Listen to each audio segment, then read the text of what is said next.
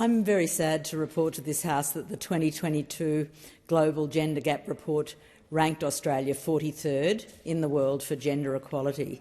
This is patently too low for a wealthy country that claims equality as an Australian virtue. And I was also sad to hear just now from the member for Chisholm about the reports on unreconstructed gender attitudes here in Australia. It's just not good enough.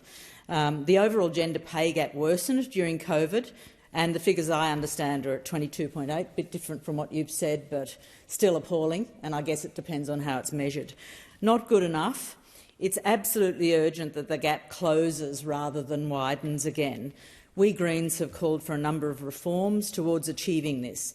Measures like extending coverage to public and private sector organisations with more than 50 employees.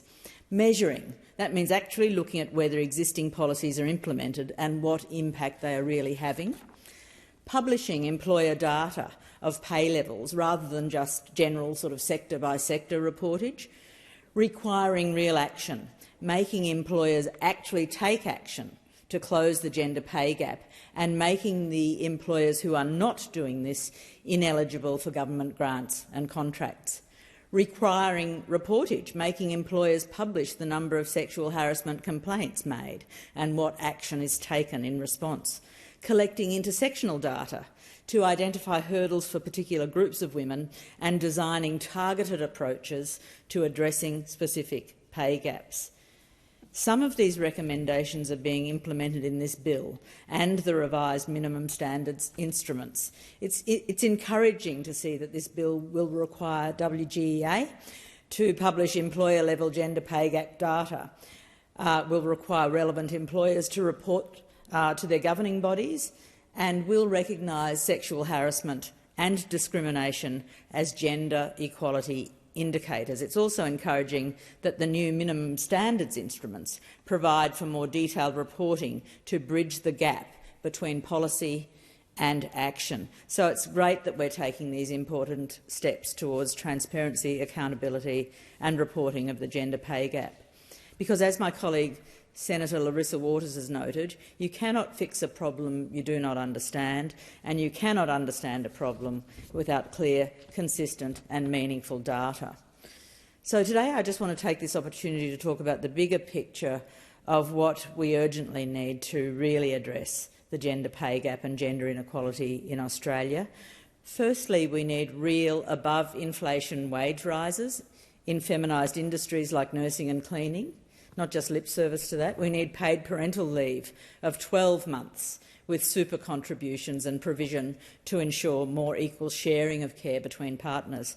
And we desperately need universal free childcare for every family, not complex or overwrought means-tested subsidised systems. We urgently need to build enough public housing and crisis accommodation so that every woman has a secure place to call home.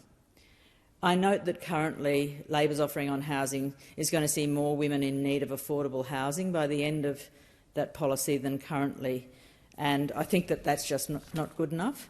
We also need to raise income support above the poverty line, and we absolutely need to reverse the Gillard government's decision to cut parents off the single parent's payment when their child turns 8. And punt them into the much lower job seeker payment. Single parents should remain eligible for this additional support until their youngest child is 16.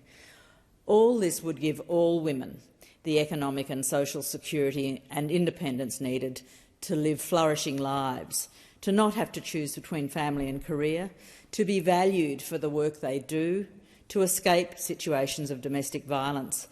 We welcome this bill as a positive step and urge the government to use its promised second tranche of reforms to implement the outstanding recommendations from the WGEA review and drive the change that all employees deserve. Thank you.